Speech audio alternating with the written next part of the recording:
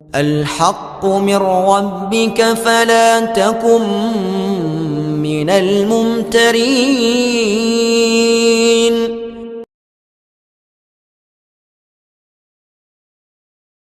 Dukun dakwah Al-Haqqu TV, pembangunan asrama, panti asuhan dan pondok pesantren Al-Haqqu, serta pembangunan Masjid Islamic Center Al-Haqqu.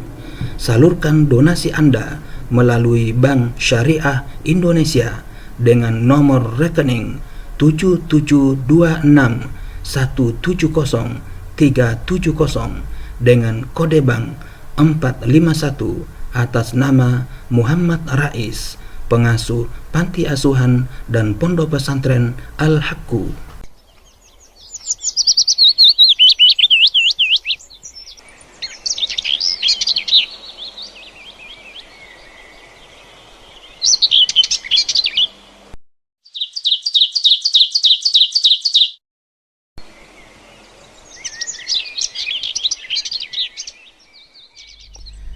Bismillahirrahmanirrahim.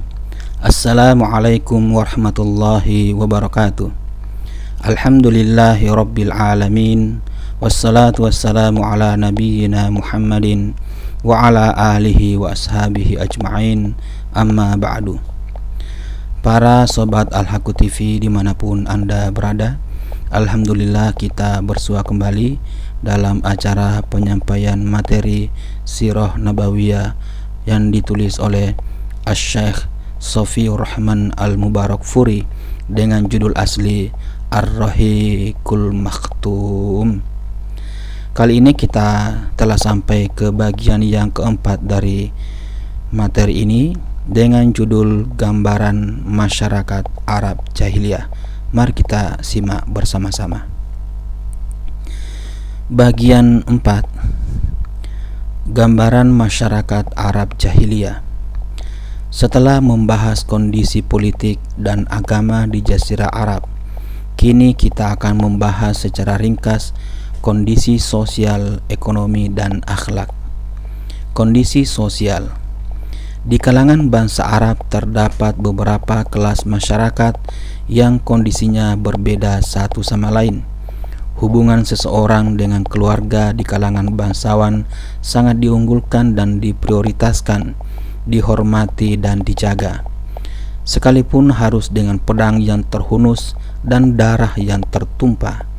Jika seseorang ingin dipuji dan terpandang di mata bangsa Arab karena kemuliaan dan keberaniannya, maka dia harus banyak dibicarakan kaum wanita.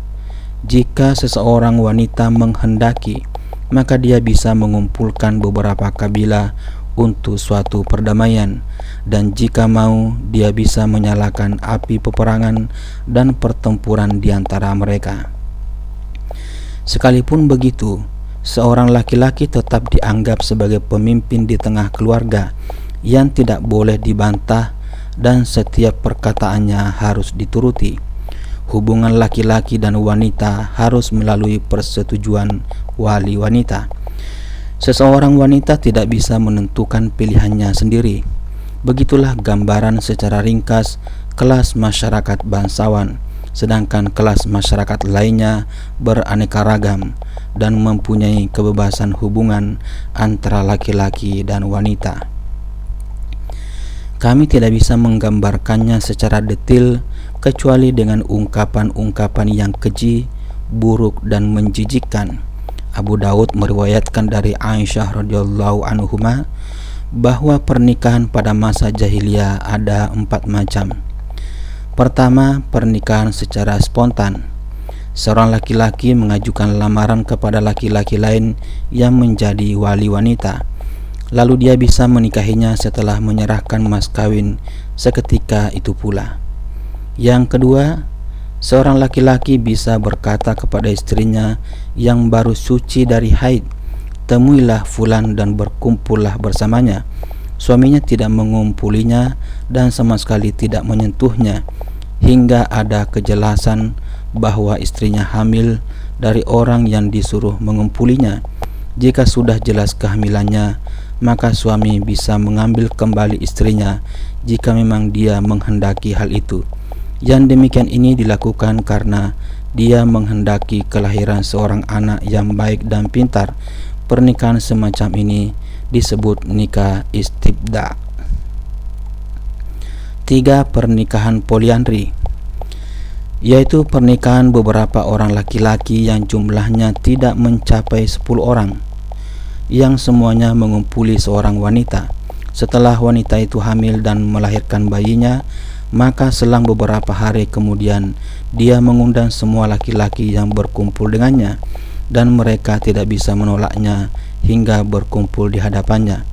Lalu dia berkata, kalian sudah mengetahui apa yang sudah terjadi, dan kini aku telah melahirkan. Bayi ini adalah anakmu, hai fulan. Dia menunjukkan siapapun yang dia sukai di antara mereka, seraya menyebutkan namanya. Lalu laki-laki itu bisa mengambil bayi tersebut. 4. Sekian banyak laki-laki bisa mendatangi wanita yang dikehendakinya, yang juga disebut wanita pelacur.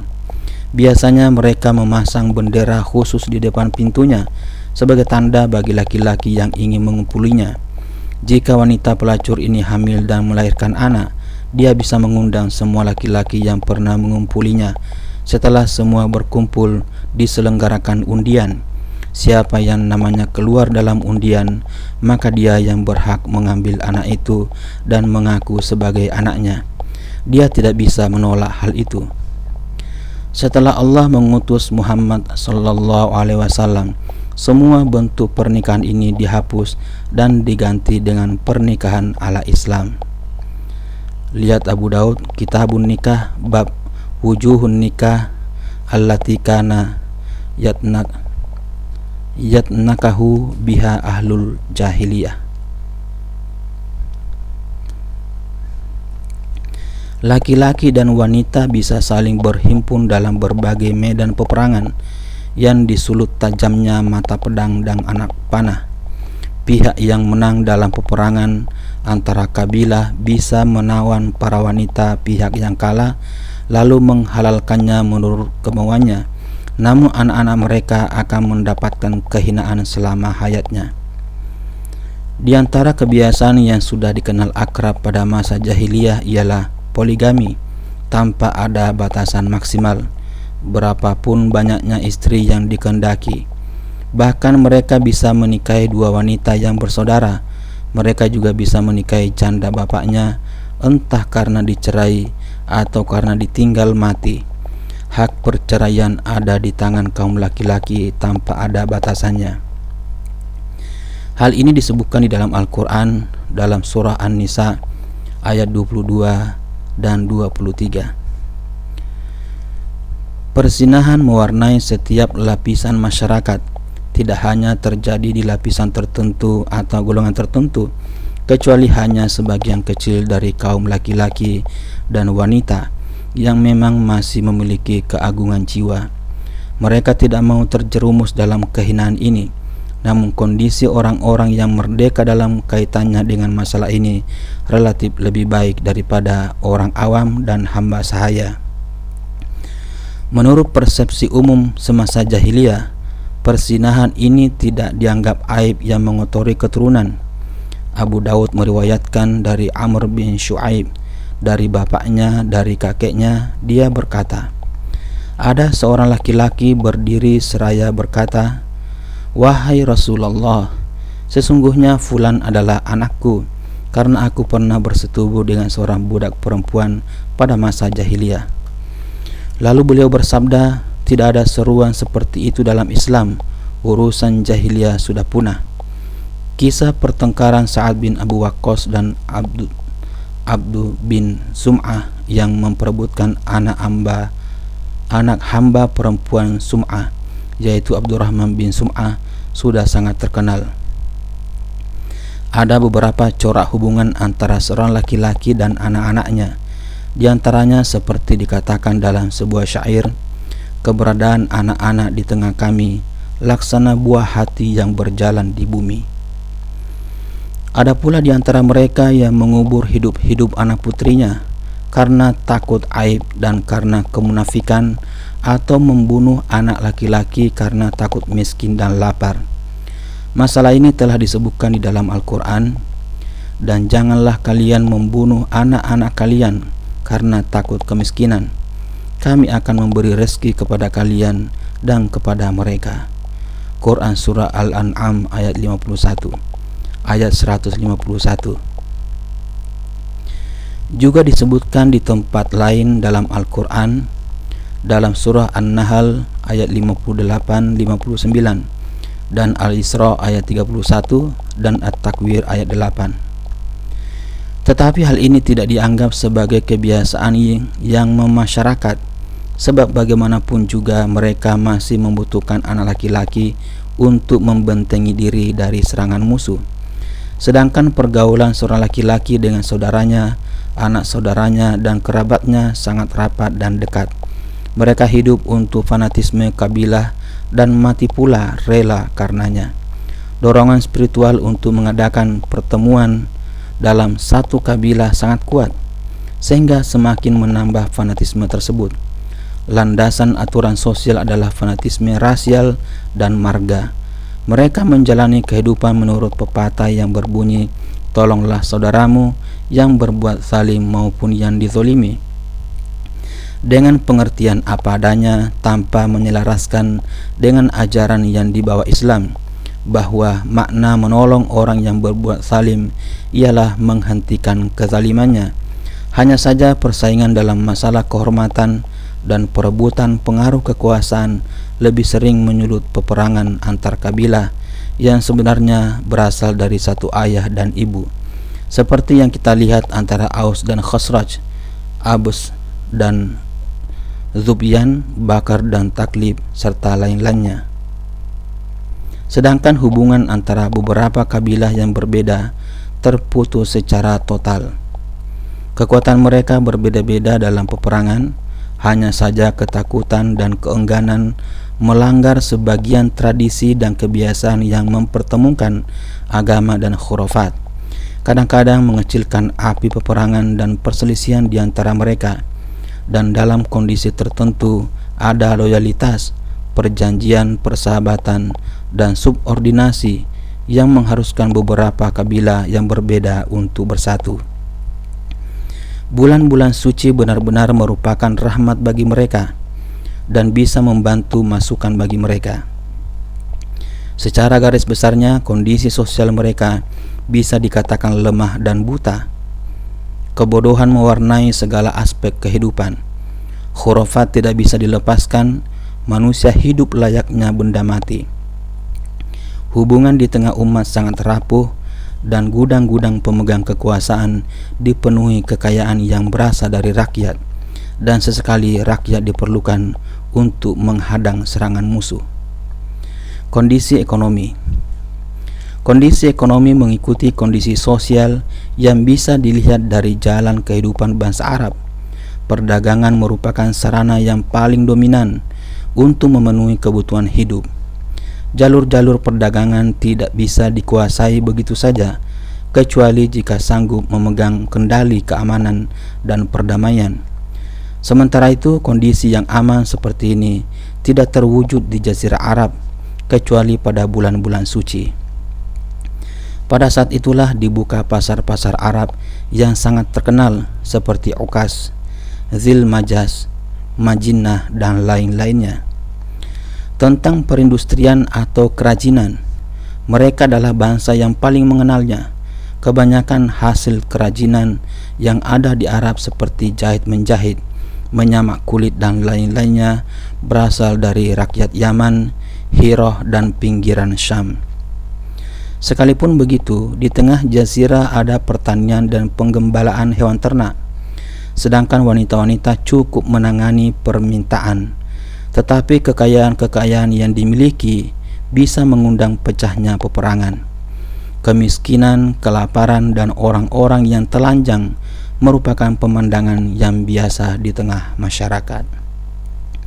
Akhlak.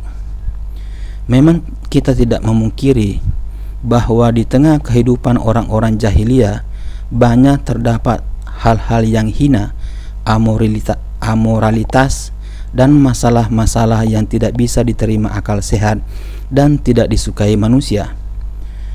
Meskipun begitu, mereka masih memiliki akhlak-akhlak yang terpuji, mengundang decak kagum manusia dan simpati. Di antara akhlak-akhlak itu ialah 1. Kedermawanan. Mereka saling berlomba-lomba dan membanggakan diri dalam masalah kedermawanan dan kemurahan hati. Bahkan separuh syair-syair mereka bisa dipenuhi dengan pujian dan sanjungan terhadap kedermawanan ini. Ada kalanya seseorang didatangi tamu yang kelaparan pada saat hawa dingin menggigit tulang. Sementara saat itu dia tidak memiliki kekayaan apapun selain seekor onta yang menjadi penopang hidupnya. Namun rasa kedermawanan bisa menggetarkan dirinya, lalu dia pun bangkit menghampiri onta satu-satunya dan menyembelihnya agar dia bisa menjamu tamunya. Pengaruh dari kedermawanan ini, mereka bisa menanggung pembayaran denda yang jumlahnya sangat tinggi dan membuat mata terbelalak. Sehingga tidak jarang hal ini justru menumpahkan darah dan mengakibatkan kematian seseorang. Yang pasti, mereka biasa membuat pujian dan membanggakan diri di hadapan orang lain dalam masalah ini, terutama dari kalangan para penguasa dan pemimpin. Di antara pengaruh kedermawanan ini, mereka biasa merasa bangga karena minum khamar, bukan kebanggaan karena minumannya itu, tetapi karena hal itu dianggap sebagai salah satu cara menunjukkan kedermawanan dan merupakan cara paling mudah untuk menunjukkan pemborosan. Maka tidak heran jika mereka menyebut pohon anggur dengan nama Al-Karom, kedermawanan. Sedangkan khamar yang dibuat dari buah anggur disebut Bintul Karom, putri kedermawanan. Jika engkau sempat meneliti berbagai arsip syair-syair semasa jahiliyah, tentu engkau akan mendapatkan satu bab khusus yang berisi pujian dan sanjungan ini. Antaroh bin Shaddad al-Absi berkata, "Telah kuminum regukan-regukan arah setelah terlewati siang hari yang terik. Di dalam gelas kaca berwarna kuning kemilau bertabur bunga-bunga indah yang memukau. Kehormatanku juga tidak kuhirau. Kurelakan harta kan musnah jika minum arak. Kehormatanku yang tinggi tiada kusima. Jika tak mabuk tiada kusia-siakan undangan, karena ku tahu sifatku yang dermawan." Pengaruh lain dari kedermawanan ini, mereka biasa main judi. Mereka menganggap main judi merupakan salah satu cara mengekspresikan kedermawanan. Karena dari laba judi itulah mereka bisa memberi makan orang-orang miskin, atau mereka bisa menyisihkan sebagian uang dari andil orang-orang yang mendapat laba. Oleh karena itu, Al-Quran tidak mengingkari manfaat khamar dan main judi, namun dengan membuat redaksi sebagai berikut. Tetapi dosa keduanya lebih besar dari manfaatnya. Quran Surat Al-Baqarah ayat 219. Kedua, memenuhi janji. Di mata mereka, janji sama dengan utang yang harus dibayar. Bahkan mereka suka membunuh anaknya sendiri dan membakar rumahnya daripada meremehkan janji. Kisah tentang Hani bin Mas'ud Asy-Syaibani, As-Sama'u, Al-bin Adiyah, dan Hajib bin Sararah sudah cukup membuktikan hal ini. 3. Kemuliaan jiwa dan keengganan menerima kehinaan dan kelaliman.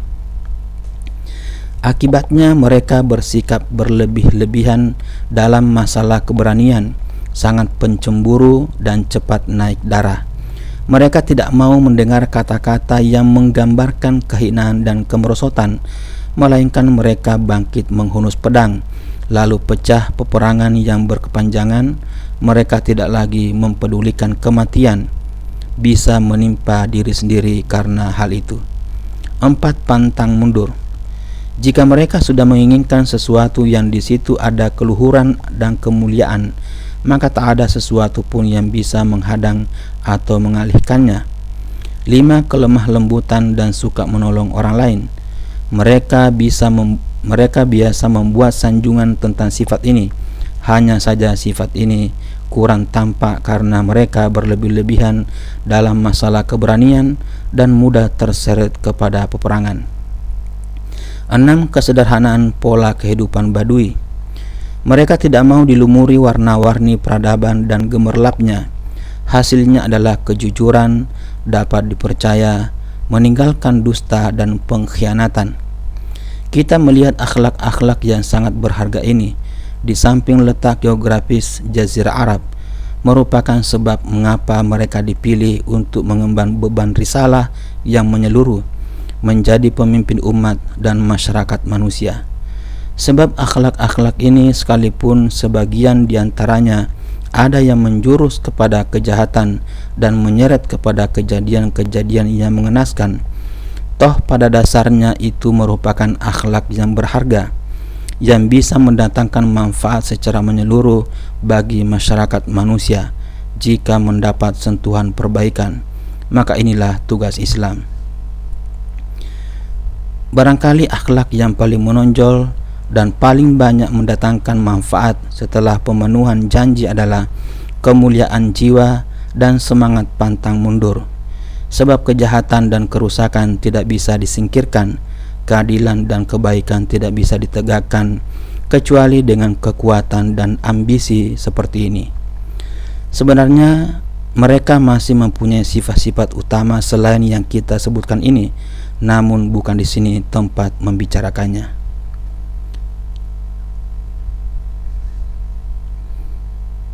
Demikian para sobat Al-Haqqu TV dimanapun Anda berada, penyampaian materi Sirah Nabawiyah Asy-Syaikh Sofiur Rahman Al-Mubarakfuri bagian yang keempat dengan judul Gambaran Masyarakat Arab Jahiliyah.